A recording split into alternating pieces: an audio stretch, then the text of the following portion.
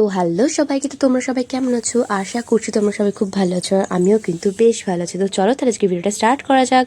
তো এটা ছিল হচ্ছে গিয়ে চন্দননগর যাবার দিন। অ্যাকচুয়ালি আমাদের না কোথাও সেরকম একটা ভালো করে ঘুরতে যাওয়া হচ্ছিলো না, তো সেই কারণে ভাবলাম কাছে পিঠে একটুখানি থাকবো, অনেকক্ষণ ঘুরবো ফিরবো। তো সেই কারণে আর আমি কি একটুখানি বেশ হই হই করবো, বেশ এগুলো ভালো লাগে। আমি গিয়ে কোথাও একটা চুপচাপ থাকবো, আমি এরকম ঠিক নয়, সেটা আমাকে দেখলে হয়তো বোঝা যায়। তো যাই হোক, তো সেই কারণে ভাবলাম তাহলে চন্দননগর যাওয়াটাই বেস্ট হবে, কারণ চন্দননগর গেলে আমার খুবই মজার, কারণে খুবই ভালো লাগে। আর প্রত্যেকবারের মতো আমি এবারেও ভেবেছিলাম যে তাড়াতাড়ি যাচ্ছি, সানগ্লাস পরে ফটো তুলবো, কিন্তু এই শখটা আমার সেটা কোনোবারই পূরণ হয় না। যতবারই তাড়াতাড়ি বেরোয় না কেন, হয় ট্রেন লেট, নয় আমি লেট করতে করতে সেই ঘুরে ফিরে সন্ধ্যের মধ্যে যাই, আর তারপর আমাকে তাড়াতাড়ি চলে আসতে হয়। আর এদিক থেকে তারপরে ও চলে এসেছিলো, দেখতে পাচ্ছ। আর এদিক থেকে তখন ইন্ডিয়া পাকিস্তানের খেলা চলছে, তো সেই কারণে আমার দিকে এখন কোনো ফোকাস নেই, এখন গেমের দিকেই ফোকাস। যাই হোক, এটাই তো স্বাভাবিক, তাই না? আর এইখানে ট্রেনটা আসার পরে সবাই এমনভাবে হুড়মুড় করে উঠে পড়েছে, সাথে আমরাও। হ্যাঁ, মনে হচ্ছে না ট্রেনটা এখনই ছেড়ে দেবে, মানে কুজিভি। তো যাই হোক, তো তারপরে কিন্তু আমরা ব্যান্ডেল স্টেশনে নেমে পড়েছিলাম। দেন তারপরে নিয়ে নিয়েছিলাম হচ্ছে পেপার বোটের অ্যাপেলগুলো। আর এটা কেমন, এটা জেলি জেলি খেতে লাগছিল। আর এটা কি জেলি জেলি ছিল কি না জানি না, মোট কথা এইটা আমি ফার্স্ট টাইম ট্রাই করলাম, বাট খেতে ভালো ছিল।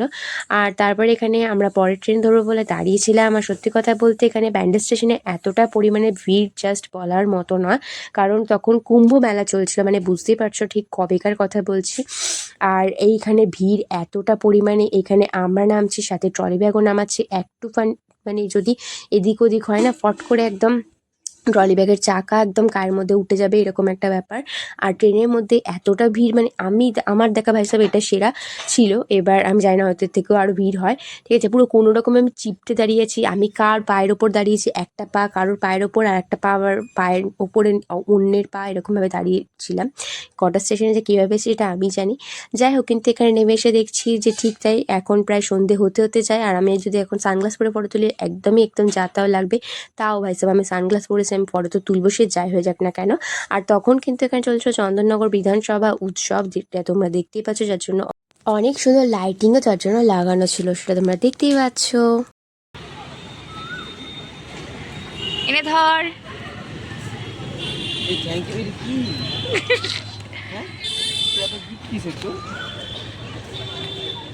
দেখ এটা কি আছে।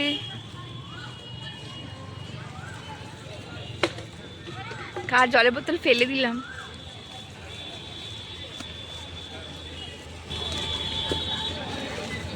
কি বলতো এটা গন্ধ হবে।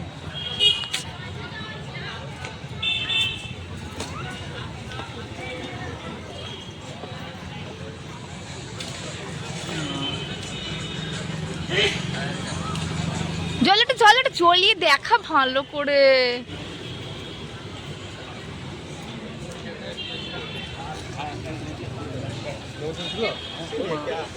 আমি ধরে থাকবো তো গলা তো পাচ্ছি। তারপরে কিন্তু ওখানে সন্ধ্যাবেলা আমরা খেয়ে নিয়েছিলাম হচ্ছে মোমো, আর সাথে ছিল স্যাজন সস, আর ছিল হচ্ছে স্যুপটা। মানে টোটালি অসাম লেগেছিলো খেতে, এতটাই ঝাল ছিল যে খাওয়ার পরে আমি এই লজেসগুলো খেয়েছিলাম। মানে মোমোর পরে লজেস কে খাই সব, কিন্তু এতটাই ঝাল ছিলাম, পুরো ঘেমে গেছি, মনে হচ্ছে এখন গঙ্গা থেকে স্নান করে এলে ভালো হতো। দেন তারপরে এখানে আমরা খেয়ে নিয়েছিলাম হচ্ছে চিকেন ললিপপ, যেটা আমি অল্প খেয়েছিলাম, সেরকম একটা আমার ভাল লাগেনি তখন মোমো খাওয়ার পরে। তো তারপরে আর এখানে খেয়েছিলাম মাউন্টেন ডিউ আর হচ্ছে থামস আপ, দেখতেই পাচ্ছ। আর হ্যাঁ, আর এটা হচ্ছে গিয়ে ববিদি, আর হচ্ছে গিয়ে ববিদি হাজব্যান্ড ছিল, মানে দাদা। আর আমরা চন্দননগর এলে ওদেরকে ডাকি, কারণ আমরা সবাই মিলে হই হুল্লোড় করি, মজা করি ভীষণই। আর যাই হোক, তো তারপরে অনেকক্ষণ ধরে সময় কাটিয়ে অনেক হ্যাঁ হু হু করে অনেক আনন্দ করে তারপরে আবার বাড়ি ফেরা। আর দেখতেই পাচ্ছ ঘড়িতে কটা বেজে গেছে, কিছু করার নেই, কারণ তাড়াতাড়ি বাড়ি ফিরতে হবে। আমার সত্যি কথা বলতে চন্দননগর যতবার যাই আমি তখন আসতে ইচ্ছা করে না। দেন তারপরে আমরা এখানে খেয়ে নিয়েছিলাম হচ্ছে অরুণ আইসক্রিম, আমার তো খুব ভালো লাগে।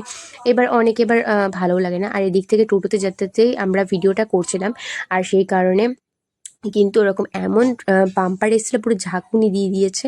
আর এদিক থেকে গরমে হাঁপিয়ে গেছি, লেট হয়ে গেছে, মাথা খারাপ হয়ে যাচ্ছে। তারপর আমরা কিন্তু এখানে নৈহাটির যে লঞ্চ ঘাট ছিল, তো সেই লঞ্চ ঘাটে কিন্তু আমরা এখানে বসে রয়েছি।